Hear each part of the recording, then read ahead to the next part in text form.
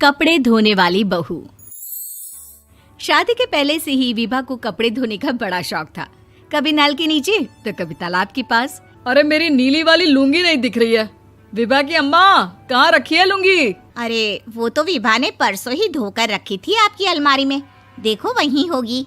वो ना मैंने आज धो दी, मुझे लगा कि गंदी हो गई होगी। अरे कैसे गंदी हो गई थी? उसे तो मैंने पहना भी नहीं। हे भगवान, इस लड़की के कपड़े धोने की आदत से परेशान हो गया हूँ मैं। जितना तो घर में राशन नहीं आता, उससे कहीं ज्यादा डिटर्जेंट पाउडर का खर्चा है।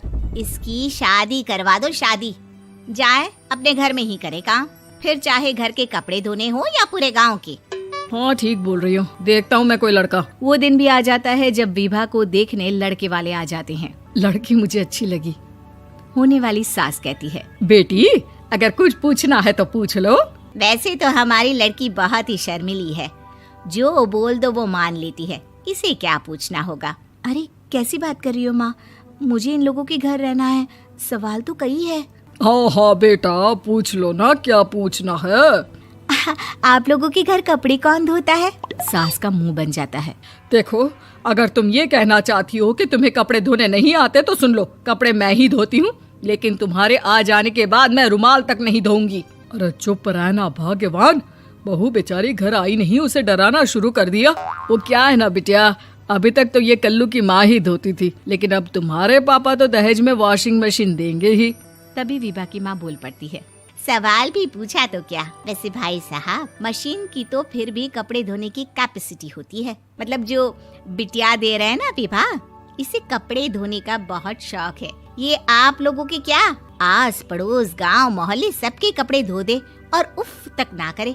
बाहर देखा नहीं आपने कितने कपड़े सूख रहे हैं? सब हमारी बिटिया ने ही तो धोए हैं। बस भी करो ना माँ, शर्म आ रही इतनी तारीफ सुनकर। और तो और एक दाग निकाल कर दिखाओ तो मान जाओ। हाँ अच्छा, माफ करना बेटा, मैंने गलत समझा। हमें तो रिश्ता बहुत पसंद है। और ऐसे जुड़ जाता है रिश्ता कपड़े धोने का शौक रखने वाली विभा का। उसकी शादी हो जाती है कोयला फैक्ट्री में काम करने वाले कल्लू के साथ। शादी के बाद अचानक विभा चिल्लाती हुई सास के पास आती है। सासू माँ, अरे सासू माँ कहाँ है आप? ये तो धोखा है, धोखा दिया आप लोगों ने मुझे। इसे ससुर के चक्कर के बारे में पता चल गया। अरे तो उसमें तुझे क्यों धोखा मिला है? अरे नल में पानी नहीं आता, कपड़े कैसे कब धुलेंगे? अच्छा, तू पानी नहीं आ रहा उसकी बात कर रही है। तो आपने क्या सोचा? कुछ नहीं। अच्छा, तेरी माँ ने कहा था कि कपड़े धोने का शौक है तुझे, याद आया मुझे। शौक बोलकर कपड़े धोने वाले मेरे जुनून को कम ना आके सासू माँ, कपड़ा धोना मेरा गुरूर है। तभी पति भी वहाँ आ जाता है। अभी मैंने इसे सनी देओल की फिल्म दिखाई है, उसी के डायलॉग मार रही है माँ। अच्छा सुन, साफ बता रही हूँ, पानी सुबह 4 से 6 और शाम को 10 से 12 आता है, समझी? विभा टाइमिंग सुनकर हैरान हो जाती है। ये क्या भूतों का मोहल्ला है? सुबह 4 बजे उठकर कौन कपड़े धोता है? 4 बजे टंकी में पानी जाता है, फिर सारा दिन धोना ना, किसने मना किया?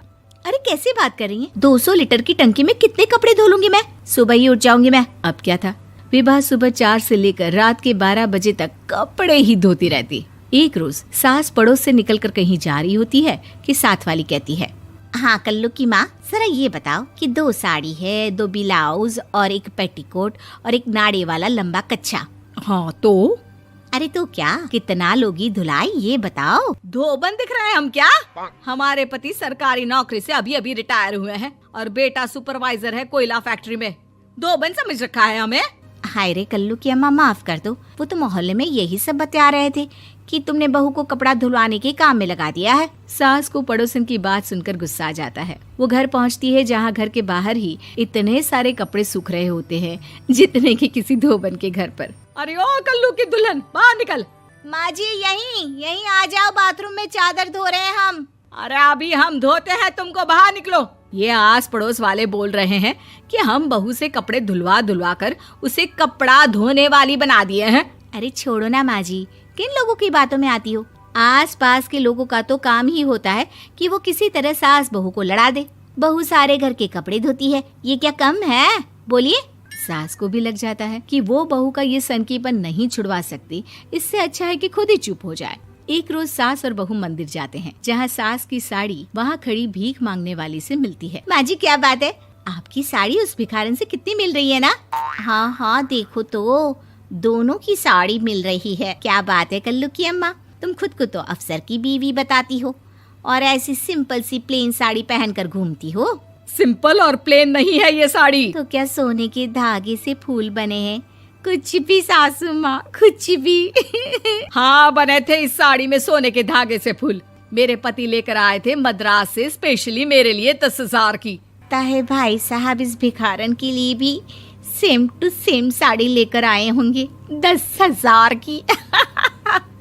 सास उस वक्त तो कुछ नहीं कहती, लेकिन बहू के साथ घर आती है और अलमारी से एल्बम निकाल कर लाती है। ये साड़ी देख रही है, ये वही साड़ी है जिसे मैंने अभी पहना था। इस साड़ी में ये जो चमकदार फूल दिख रहे हैं ना, ये सोने के धागों से काढ़े गए हैं। लेकिन तू लोकल वॉशिंग मशीन ब्रश से घिस घिस कर सारे फूलों को निकाल कर साड़ी प्लेन कर दी। मुझे माफ कर दीजिए सासू माँ। और तो और, जब मैंने तुझे तेरी गलती के लिए कुछ नहीं कहा, लेकिन तूने तो सबके सामने मेरा मजाक ही बना दिया। क्यों? बहू को समझ में आ जाता है कि अब से उसका कपड़े धोना बंद।